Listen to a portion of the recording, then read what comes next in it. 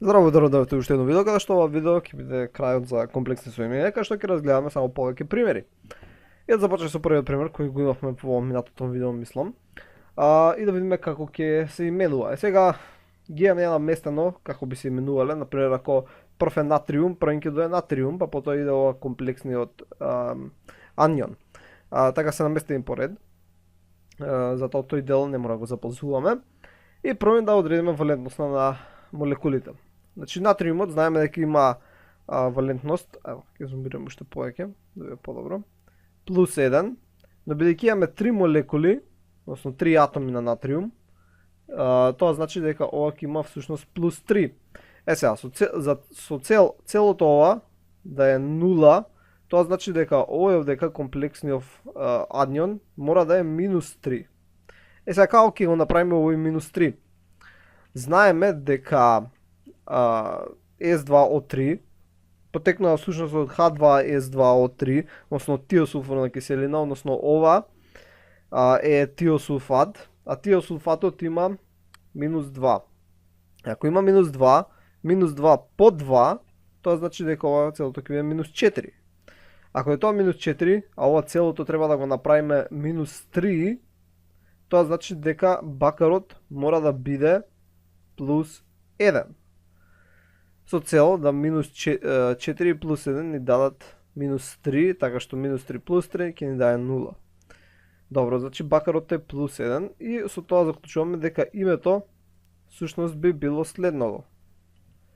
Значи натриум, натриум кој знаеме дека има постојна валенција, инаку може да се запише тука во заграда 1. Натриум 1 дитиосулфат, значи ди, бидејќи имаме две молекули на лигандот, во овој случај лигандот е тиосулфат, односно тиосулфато, или се става О, кога имаме лиганд, и купрат е латинското име кое е изведено од купрум за бакар, и на крај 1, и ќе остава косо, зашто е полесно. Добро, купрат 1, бидејќи е едновалентен. Добро, го видиме реалното соединение.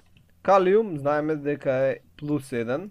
Ако тој е плюс 1, тоа значи дека ова вдека целото, не знам фиолетова боја, ова вдека целото треба да е минус 1. Како ќе направиме тоа минус 1? Знаеме дека SCN е минус 1, но бидејќи имаме 4 молекули на SCN, всушност това целото ќе биде минус 4.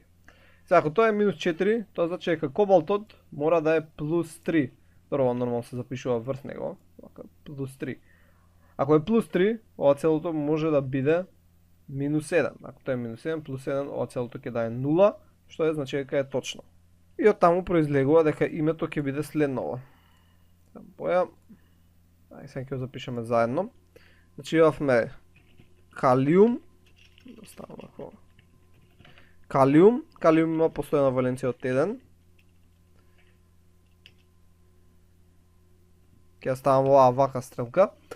Калиум 1, потоа имаме колку молекули имаме на ова тиоцијанатот. Имаме 4, значи ќе биде тетра, тиоцијанато, кобалтат. Кобалтот беше плюс 3, така ќе ставиме 3 вакви цртички. И тоа би било името. Сега ќе го поминам натаму, зашто не се гледа иначе. Значи, калиум 1, има постојна валенција, не мора да се запишува, тетратиоцијанато, кобалтат. Така, значи бидејќи имаме 4 молекули на лигандот тетра, тиоцијанат е лигандот, но бидејќи е лиганд се става О, тетрацијанато, и АТ како за кобалтат. И нормално, нели, бидејќи пресметавме дека е плюс 3. Идеме сега на реалното соединение. Цезиумот е плюс 1, но бидејќи имаме две молекули од два атоми на цезиум, тоа значи дека е плюс 2. Тоа значи дека ова вдека целото,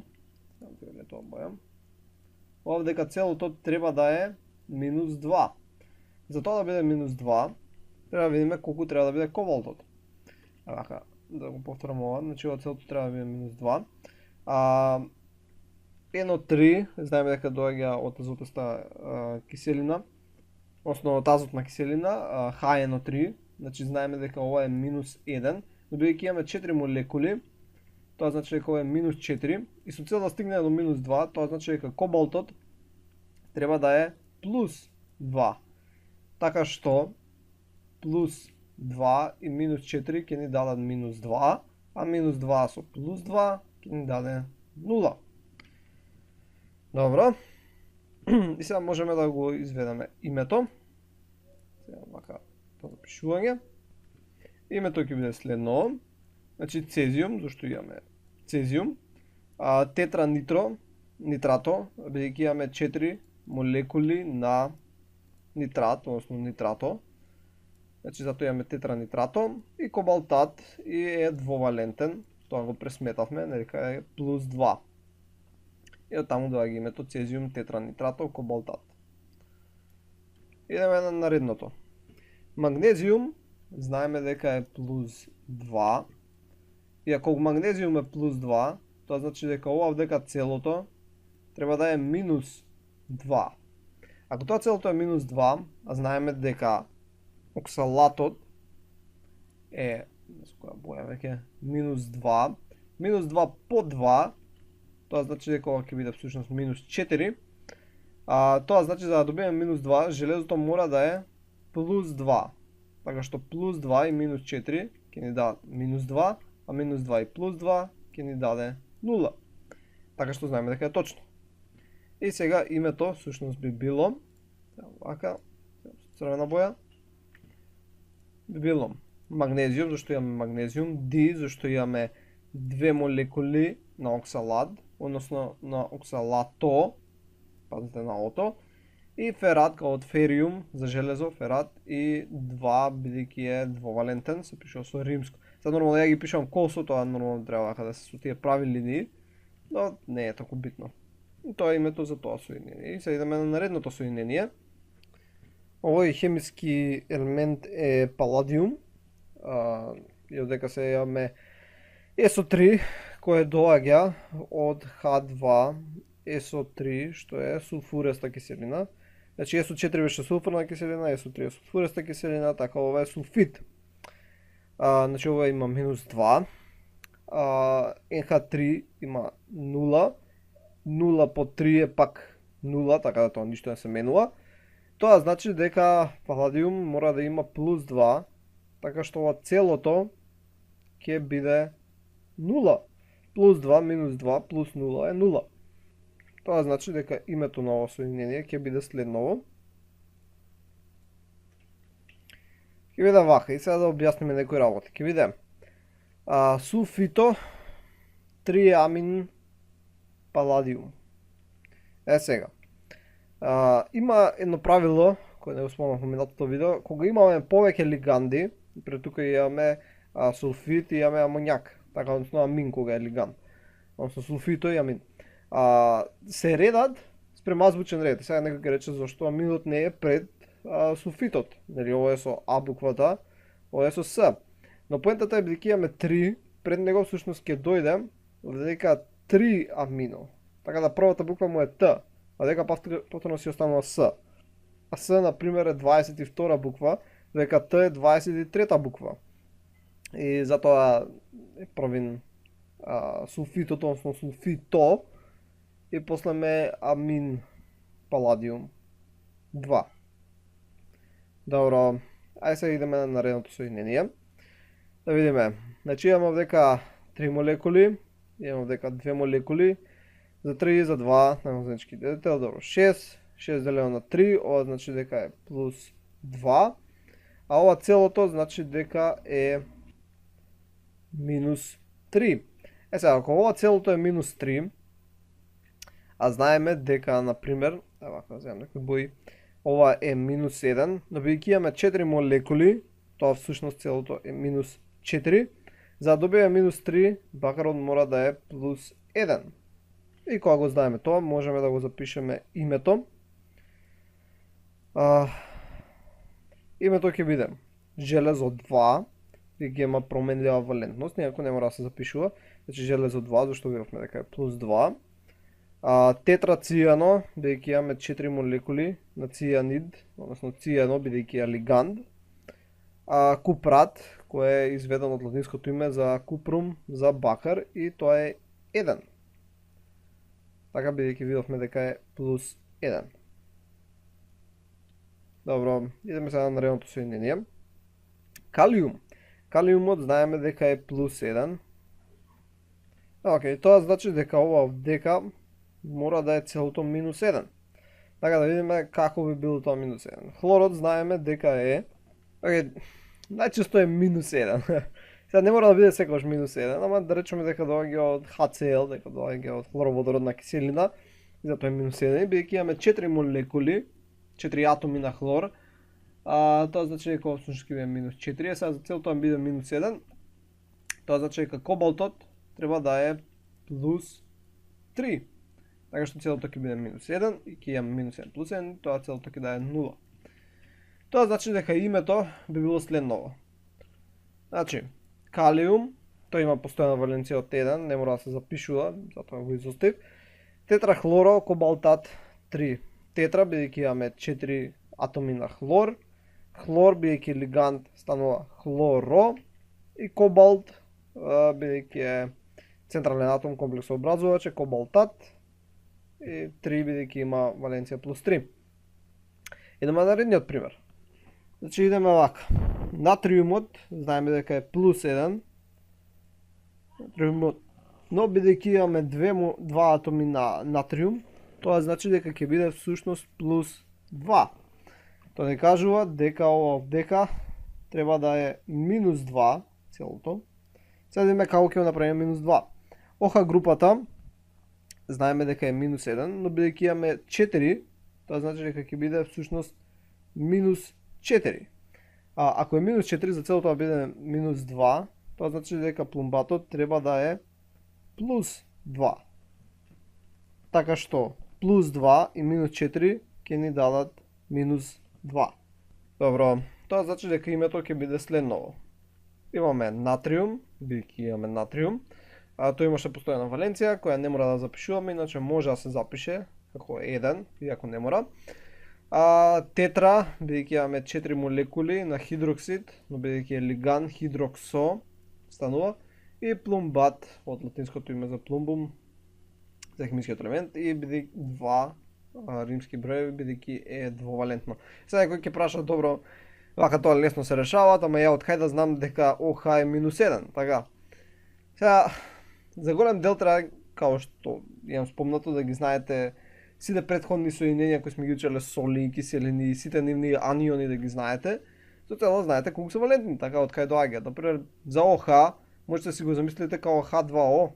H2O минус 1 водород, тоа ќе биде HO, така односно ОХ, тоа е исто.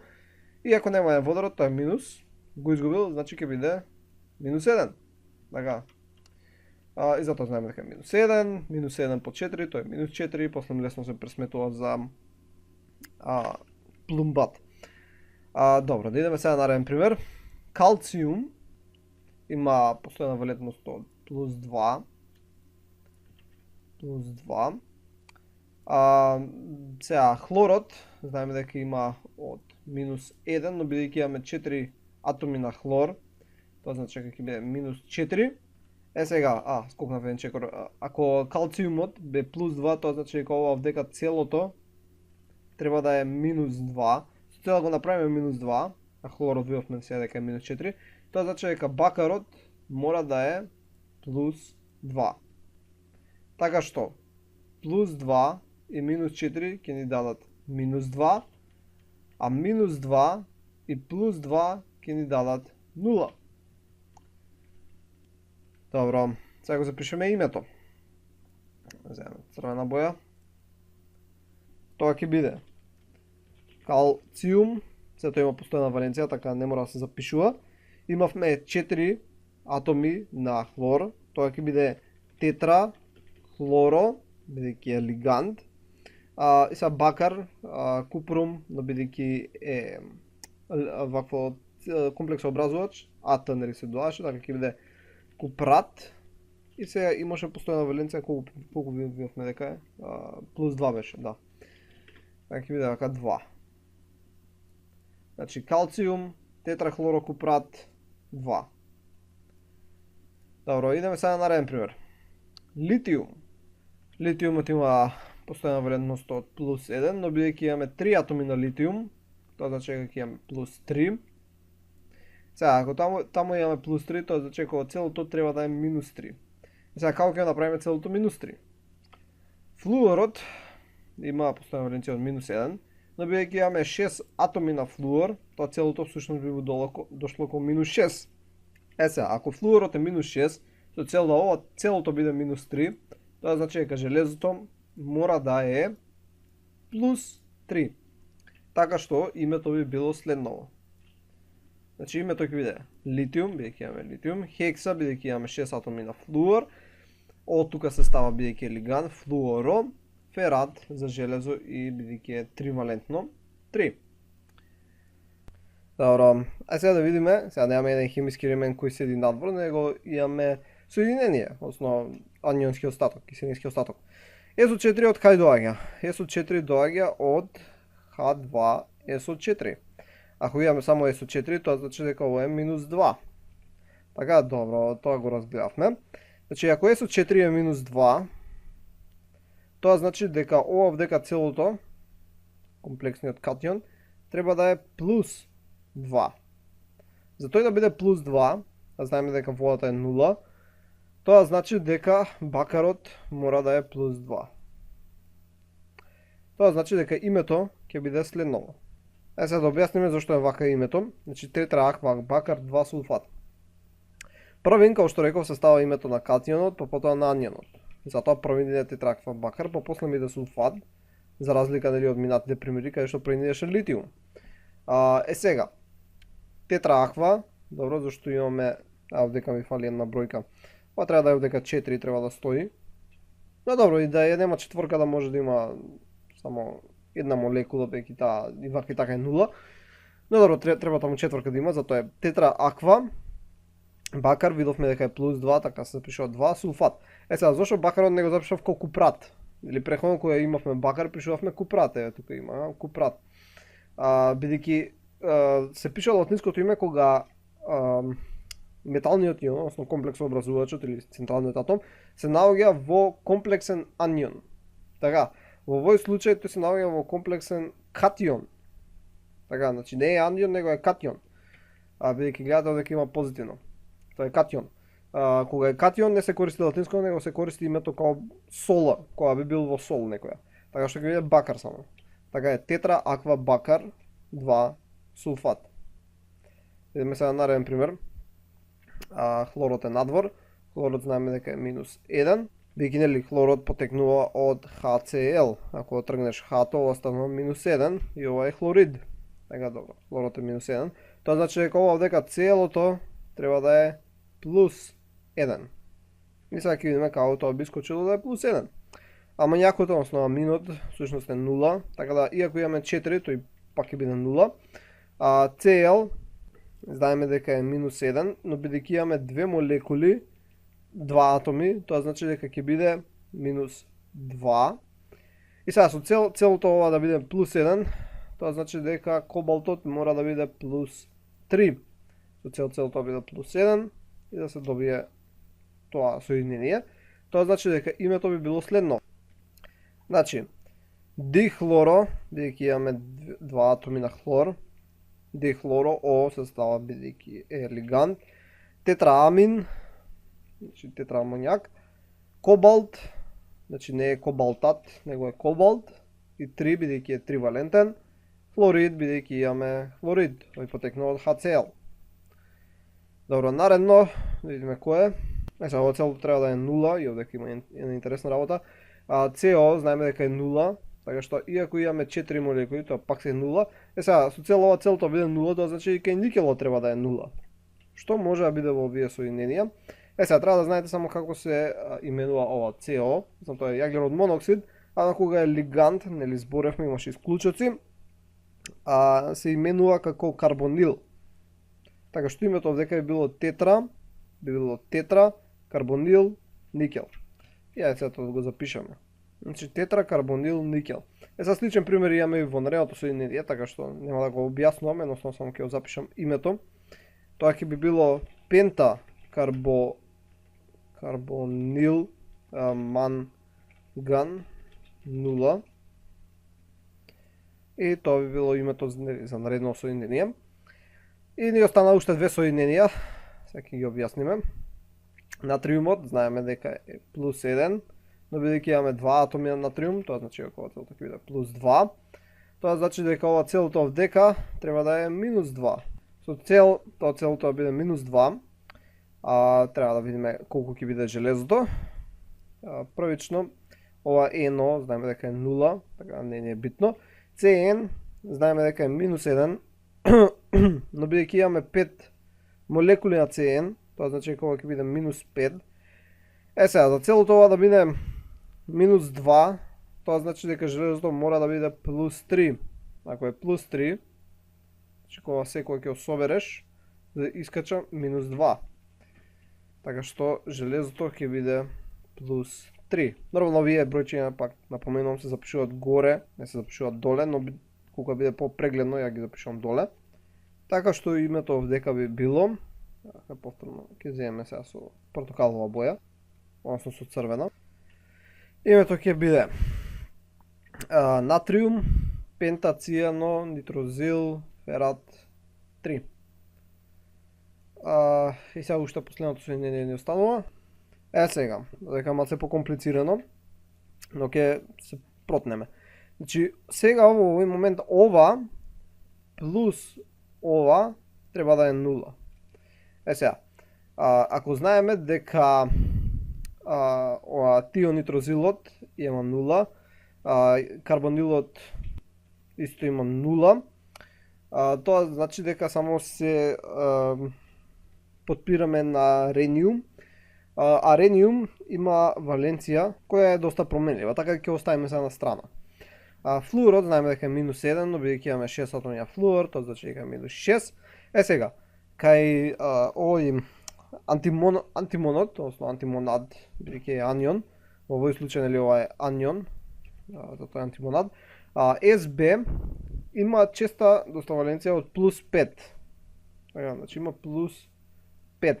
Сега ако има плюс 5, тоа значи дека ова целото овдека, не знам со која боја земам веќе, ќе биде минус 1. Ако тоа е минус 1, тоа значи дека ова целото треба да е плюс 1, а за тоа целото да е плюс 1, тоа значи дека рениум мора да има плюс 1. Сега, тоа значи дека името на ова соединение ќе биде доста големо. И сега ќе го запишаме. Добро, и ги обојав со различна боја за цел да не потрошите едно 10 минути да барате кај завршуваат зброите. Значи, пентакарбонил, зашто имаме 5 молекули на карбонил, тионитрозил, значи ова е тионитрозил, нели ено беше нитрозил, ова е тионитрозил, рениум плюс 1, значи 1 у заграда, потоа имаме хексафлуоро, дека имаме 6 молекули на флуор, антимонад, сега важно е да ставите не антимониум, бидејќи ова е анионот, значи станува со латинското име, со АТ, значи антимонад 5. И тоа беше се за примерите, и сега вака само ќе ги поминам, некој кој сака да се подсети, за примерите за комплексни соединенија.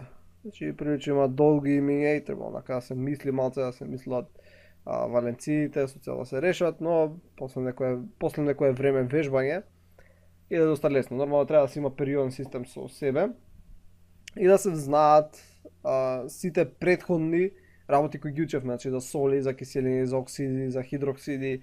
Треба да се знаат сите тие аниони со цел да знаете колку се валентни анионите, со цел да можете да ги решите комплексните соединенија. И тоа беше се за ова видео, се надам дека научивте што ново и ќе се видиме во наредното видео. Довидување!